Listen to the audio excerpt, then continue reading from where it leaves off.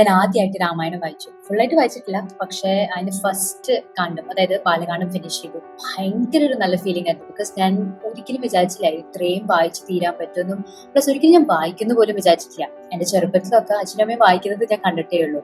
അതിന്റെ ഒരു ആവശ്യം ഉണ്ടോന്നോ, ഇല്ലെങ്കിൽ ഞാൻ ഫ്യൂച്ചറിൽ എപ്പോഴെങ്കിലും ഇതിനെപ്പറ്റി പഠിക്കുന്നൊന്നും ഞാൻ വിചാരിച്ചിട്ടില്ല. അതുകൊണ്ട് ഇതൊരു വലിയൊരു അച്ചീവ്മെന്റ് ആയിരുന്നു.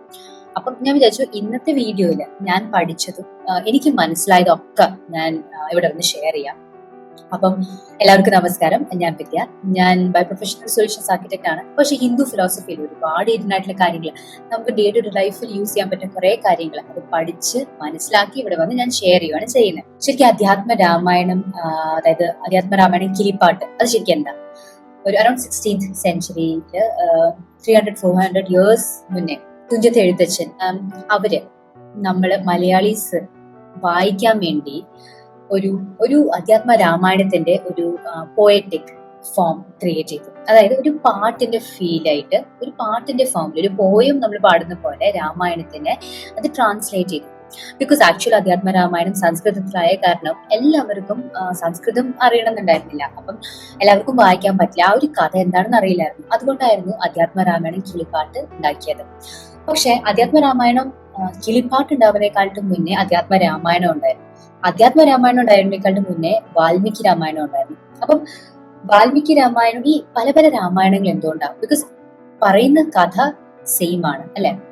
എന്തുകൊണ്ടാണ് വാൽമീകി രാമായണവും അധ്യാത്മ രാമായണവും വ്യത്യാസം? ശരിക്കും വാൽമീകി രാമായണത്തില് വാൽമീകി നാരദനോട് ചോദിക്കുകയാണ് ചെയ്യുന്നത്, ഏറ്റവും ഒരു മര്യാദ പുരുഷൻ, ഇല്ലെങ്കിൽ ഏറ്റവും ഒരു ധർമ്മം ഫോളോ ചെയ്യുന്ന ഒരു ആള് ഭൂമിയിലുണ്ടോ, അതാരാണെന്ന് ചോദിക്കുക ചെയ്യുന്നത്. അപ്പം നാരദൻ പറയുകയാണ് ശ്രീരാമൻ, അതായത് രാമനെക്കാളും വലിയൊരു ആള്, അങ്ങനത്തെ ഒരാളില്ല.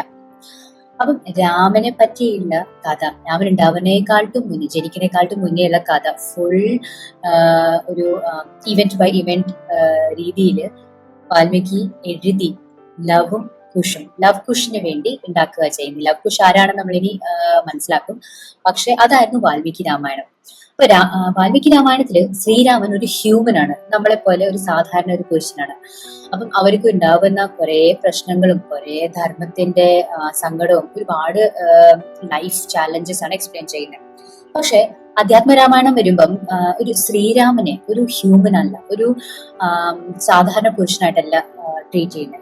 വിഷ്ണുവിന്റെ ഒരു അവതാരമായിട്ടാണ് ശ്രീരാമനെ ട്രീറ്റ് ചെയ്യുന്നത്. അതായത് ഒരു ഭഗവാൻ സ്വയം വന്ന് അവരുടെ കഥയാണ് നമ്മൾ പഠിക്കുന്നത്. അതൊരു ഡിവോഷൻ, ഭക്തി കൊണ്ടുവരാനാണ് ഇത് ശ്രമിക്കുന്നത്. സ്പെഷ്യലി ഇത് കർക്കിടക മാസത്തിൽ വായിക്കുന്ന കാരണം ഒരുപാട് ഭക്തി ഫോക്കസ് ചെയ്തിട്ടാണ് കാര്യങ്ങൾ ചെയ്യുന്നത്. അതുകൊണ്ടായിരുന്നു അധ്യാത്മ രാമായണം കിളിപ്പാട്ടാണെങ്കിൽ നമ്മളിങ്ങനെ പാട്ട് പാടുന്ന ഒരു രീതിയിൽ നമ്മളൊരു കാര്യം പഠിക്കുമ്പം അതിൽ വേറെ ഒരു ഫീലാണ്. അപ്പം അതുകൊണ്ടായിരുന്നു അധ്യാത്മ രാമായണം കിളിപ്പാട്ട് വേർഷൻ വന്നത് തന്നെ. അപ്പം ഇവിടെ ഏറ്റവും ആദ്യം നടക്കുന്നത് ഒരു ഉമാമഹേശ്വര സംവാദം എന്ന് പറഞ്ഞിട്ടാണ്.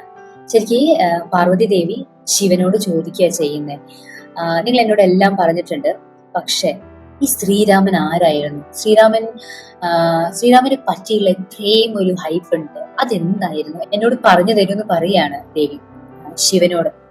അപ്പം ശിവൻ ശരിക്ക് ദേവിയോട് ഇരുന്ന് ഒരേ കാര്യം, രാമായണത്തിൽ ഉണ്ടായ ഒരേ കാര്യം എക്സ്പ്ലെയിൻ ചെയ്യുന്നതാണ് ശരിക്ക് അധ്യാത്മ രാമായണം.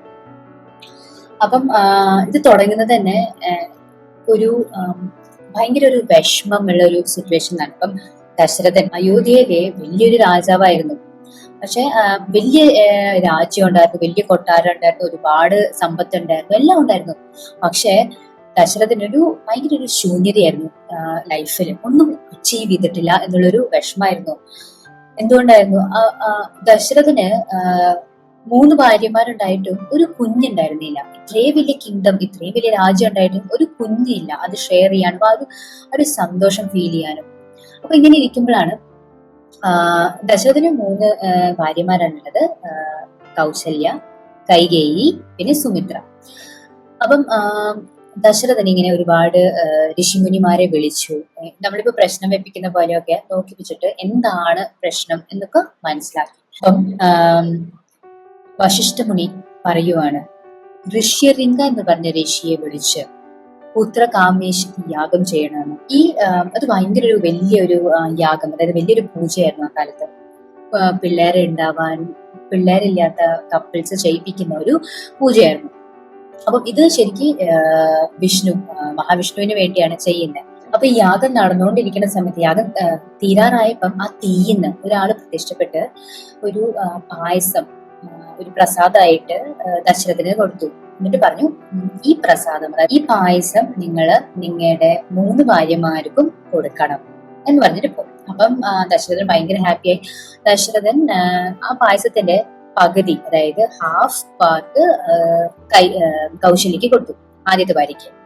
പിന്നെ കാൽഭാഗം, ബാക്കിയുള്ള പകുതിന് കാൽഭാഗം കൈകേയിക്ക് കൊടുത്തു.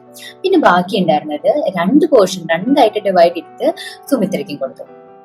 അപ്പം ഉടനെ ഈ 3 ഭാര്യമാരും പ്രഗ്നന്റ് ആയി. എന്നിട്ട് കൗശല്യക്ക് രാമൻ, അതായത് ശ്രീരാമൻ ജനിച്ചു. അപ്പോഴാണ് ആദ്യമായിട്ട് അയോധ്യയിൽ ഒരു കുഞ്ഞുണ്ടാവുന്നത്.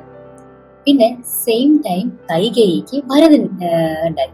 പിന്നെ സുമിത്രയ്ക്ക് ട്വിൻസ്, അതായത് 2 പിള്ളേരാണ് ഉണ്ടായത്, ലക്ഷ്മണും ശത്രുഘ്നും. രാമനെ പറ്റി കുറെ കാര്യങ്ങൾ പറയുന്നുണ്ട്. രാമൻ കുഞ്ഞായിരിക്കണ സമയത്ത് ഭയങ്കര ഒരു ക്യൂരിയസ് കുഞ്ഞായിരുന്നു എന്നും, ഭയങ്കര കാമായിരുന്നു. പിള്ളേരെ ശരിക്കും ഭയങ്കര വാശിയും അങ്ങനത്തെ ഒരു സ്വഭാവമാണല്ലോ. പക്ഷെ രാമൻ അങ്ങനെ ആയിരുന്നില്ല.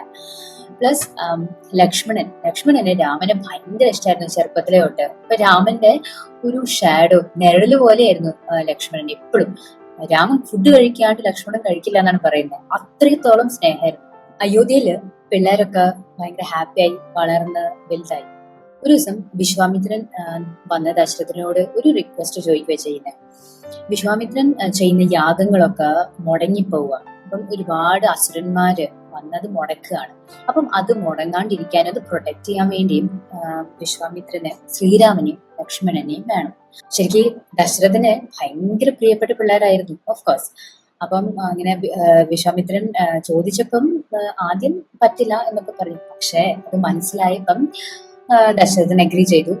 വിശ്വാമിത്രന്റെ കൂടെ 2 പേരും, ശ്രീരാമനും ലക്ഷ്മണനും പോവുകയാണ് ചെയ്യുന്നത്. അപ്പം ഓൺ ദ വേ ഒരുപാട് കാര്യങ്ങൾ വിശ്വാമിത്രൻ പഠിപ്പിക്കും. ഇങ്ങനെ പോയിക്കൊണ്ടിരിക്കുമ്പോഴാണ് ഒരു കാട്ടിൽ കൂടെ അവർ പോകുന്നത്. ഒരു ഗൗതം മഹർഷിയുടെ ഒരു ആശ്രമത്തിന്റെ ഉള്ളിൽ കൂടെ പോയി.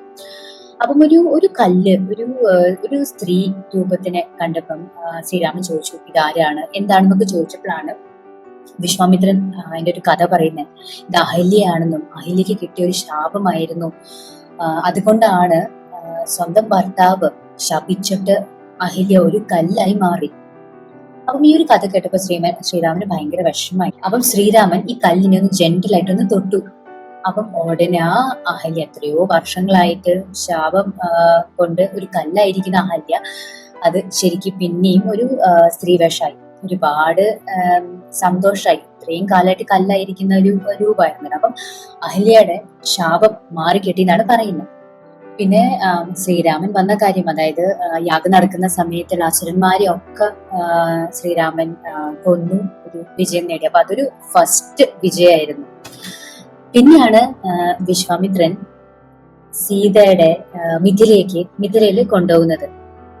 അവിടെ ഭയങ്കര ഇൻട്രസ്റ്റിംഗ് ആയിട്ടുള്ള ഒരു കഥയാണ്. ശരിക്കും സീതയുടെ സ്വയംവരം നടക്കുക ചെയ്യുന്നത്. ഈ ജനക എന്ന് പറഞ്ഞ രാജാവ്, സീതയുടെ അച്ഛൻ, ഒരു കോമ്പറ്റീഷൻ വെച്ചേക്കുവാണ്. ഒരു ശിവന്റെ ഒരു ബോവനാരോ, അതായത് അമ്പും വില്ലും വെച്ചിട്ടുണ്ട്. അത് ആരാണോ പൊക്കുന്നത്, അത് ആരാണോ എടുക്കുന്നത്, അവരെ സീത കല്യാണം കഴിക്കുന്നതാണ് പറയുന്നത്. അപ്പം ശ്രീരാമൻ ഇത് കണ്ടു ഭയങ്കര സിമ്പിൾ ആയിട്ട് പോയി, വലിയൊരു അഹങ്കാരം ഒന്നും ഇല്ലാണ്ട്, ഒന്നും ഒരു ഭാവം കാണിക്കാണ്ട് വേഗം പോയി ആ ബോവനാരോ, അതായത് ആ അമ്പും വില്ലും എടുത്ത് ആ കോമ്പറ്റീഷൻ ജയിച്ചു. എന്നിട്ട് സീത വന്ന് ശ്രീരാമന്റെ കഴുത്തില് ഒരു മാല ഇടിച്ചു. അതാണ് നമ്മൾ കാണുന്നത്. രാമായണം എന്നൊക്കെ പറയുമ്പം ആ ഒരു എപ്പിസോഡാണ് നമുക്ക് എല്ലാവർക്കും മനസ്സിലുള്ളത്, അല്ലെ? അപ്പം ഇനി ശ്രീരാമൻ സീതാദേവിയെയും കൊണ്ട് ലക്ഷ്മണനും വീട്ടിൽ പോവുക ചെയ്യുന്നത്, അയോധ്യയിലേക്ക് തിരിച്ചു പോവുകയാണ് ചെയ്യുന്നത്. അപ്പം ഇതൊരു ഭയങ്കര ഇമ്പോർട്ടന്റ് ഇവന്റ് ആണ് ഫുൾ രാമായണത്തില്. ഇപ്പം രാമായണം ഫിനിഷ് ആയിട്ടില്ല, ശരിക്കും ഇവിടെയാണ് ബാലകാണ്ഡം ഫിനിഷ് ആവുന്നത്. അപ്പം രാമായണത്തിലെ ഒരു ചെറിയൊരു പാട്ടാണ് ബാലകാണ്ഡം. രാമനും ബാക്കി ബ്രദേഴ്സ് ഒക്കെ വലുതാവുന്നതും ആ ഒരു കളിച്ചു നടന്ന ചിരിച്ചും കളിച്ചും നടക്കുന്ന ഒരു കാലവും, പിന്നെ സീത സ്വയംവരും, എന്നിട്ട് തിരിച്ച് അയോധ്യയിൽ എത്തുന്ന ഒരു പാട്ടാണ്. ബാലകാണ്ഡം കഴിഞ്ഞു. ഇതാണ് എനിക്ക് മനസ്സിലായി. ഒരുപാട് കാര്യങ്ങൾ ഇതൊക്കെ ഡീറ്റെയിൽ ആയിട്ടാണ് പറയുന്നത്. പിന്നെ ഇടയ്ക്കിടയ്ക്ക് ഈ പാട്ടുകളുണ്ട്, ബിക്കോസ് ഇത് കിളിപ്പാട്ടാണല്ലോ, അതുകൊണ്ട് തന്നെ ഒരുപാട് ഇങ്ങനെ പാട്ടുകളുണ്ട്. പക്ഷെ ഇനി അടുത്തത് അയോധ്യക്കാണ്ടാണ്. അപ്പൊ ഞാൻ സ്റ്റാർട്ട് ചെയ്തിട്ടുണ്ട്. ഇത് ഉടനെ ഫിനിഷായി അതിന്റെ ട്രാൻസ്ലേഷൻ ഒക്കെ മനസ്സിലാക്കി കഴിഞ്ഞാൽ ഞാൻ പിന്നെ ഒരു വീഡിയോ ഇടും. അപ്പം എല്ലാവർക്കും ഈ വീഡിയോ ഇഷ്ടപ്പെട്ടു എന്ന് വിശ്വസിക്കുന്നു. നിങ്ങൾ എത്രത്തോളം വായിക്കുന്നുണ്ടോ, എന്താണ് നിങ്ങളുടെ പ്ലാൻസ്? എനിക്ക് ഇനിയും ഇതിന് എന്തെങ്കിലും ഇംപ്രൂവ് ചെയ്യാൻ പറ്റുമോ? ബിക്കോസ് ഞാൻ കേട്ടിട്ടുണ്ട് നമ്മൾ ഈ ബുക്കൊക്കെ വായിക്കുമ്പോൾ എല്ലാ പ്രാവശ്യവും വായിക്കുമ്പോൾ അതിന്റെ സെയിം മീനിങ് ആയിരിക്കില്ല. അപ്പൊ ഞാനിത് ആദ്യമായിട്ട് വായിക്കുമ്പം എന്റെ ഫസ്റ്റ് എക്സ്പീരിയൻസ് ആയിരുന്നു. കുറെ കാര്യങ്ങൾ ചിലപ്പോൾ ഞാൻ എക്സ്പ്ലെയിൻ ചെയ്യുമ്പോൾ വിട്ടു പോയിട്ടുണ്ടാവാം. ഞാൻ പഠിച്ചിട്ടുണ്ട്. മേ ബി നെക്സ്റ്റ് ചാപ്റ്റർ, അതായത് നെക്സ്റ്റ് കാണ്ഡം സ്റ്റാർട്ട് ചെയ്യുമ്പോൾ കുറച്ചുകൂടി ഡീറ്റെയിൽ ആയിട്ട് പറയാൻ ഞാൻ ശ്രമിക്കാം. അപ്പം നിങ്ങൾ ആദ്യമായിട്ട് ചാനൽ വരുന്നെങ്കിൽ സബ്സ്ക്രൈബ് ചെയ്യാൻ മറക്കരുത്. Thank you, by.